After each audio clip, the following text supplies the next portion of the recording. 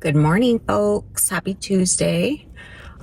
Today's tidbit, I wanted to share something that I was listening to yesterday on a podcast. I listen a lot to Codie Sanchez.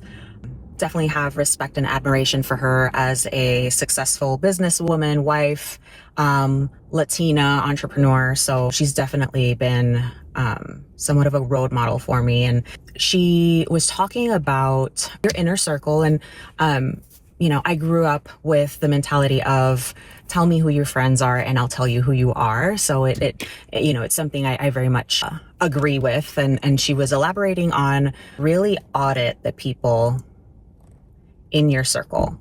Who is close to you? Who has access to you? Who are you having conversations with? Who's in your ear? Because it affects you as a person. It basically molds you for a lifetime. It'll change who you are in essence. And it's always a good reminder. And it's for some reason, every time it still continues to be quite shocking for me, because me being a people pleaser, that's something that's always been very, very challenging for me. Acknowledging and accepting my truth of who am I spending time with, or who am I allowing into my space, and are they good for me? Do they help me grow? Do they help me become the person I want to be and reach my potential, essentially? So that's always a hard pill to swallow. And very briefly, as I drove, I started to think, okay, who are the people I spend the most time with? And how are they affecting every aspect of my life? How are they influencing my way of thinking, my communication?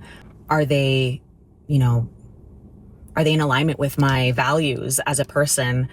How are they affecting my nutrition? How are they affecting how I treat others and view the world? It's crazy how much of an influence a person can have on you and change your person and mold you in a sense, even as adults. So it's kind of scary to think of, but while doing that, I realized sometimes you may not have access to the type of people you want to be around.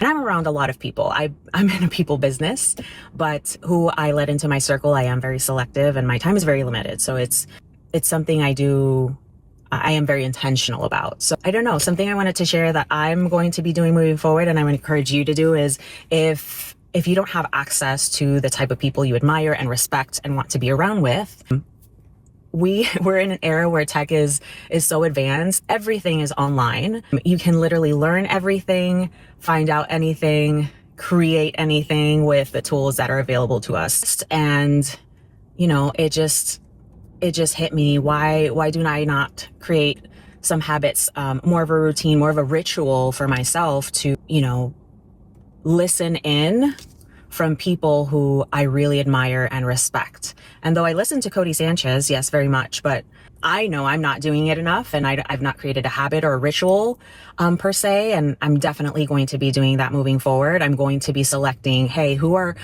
the people right now who are killing it, who know about my struggles, my challenges, who I can resonate with, who I can really identify with, and who I aspire to be like, that I can really plug into my day-to-day. And it gives me chills to think of that, because these, when I think about the people who I really admire and love to follow, just the thought of having them part of my daily life, even though it's not direct and it's not personal and, there's not a relationship per se, but listening in and educating myself and doing the research and learning and absorbing from this type of person or people can really uplift you and level you up. So that's my tidbit today. Tune in, pick a podcast, pick an audiobook, YouTube channel, whatever it is, pick that person or group of people online that you would love access to, that you aspire to be, that would help uplift you and bring you to your full potential, and add them to your calendar. Put a time on it every single day and let them be a part of your inner circle. Happy Tuesday. See you soon.